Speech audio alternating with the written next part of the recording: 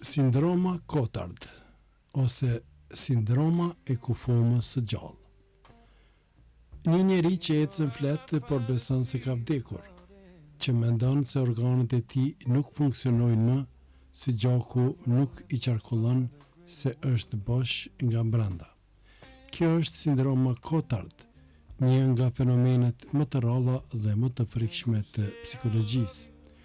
U përshkrua për herë të parë nga neurolog francez Jules Cotard në shekullin e 19. Pacientët e tij ishin të bindur se ishin të vdekur ose të dënuar përjetësisht.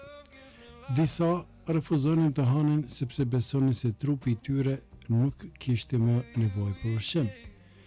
Kjo gjendje zakonisht shfaqet në forma të rënda, depresioni, psikoze ose pas dëmtimeve të trurit. Në thelbë, truri humb ndjesinë e qenies gjallë, edhe pse shohin, ndjejnë dhe frymojnë, ata e përjetojnë realitetin si një ëndër të errët.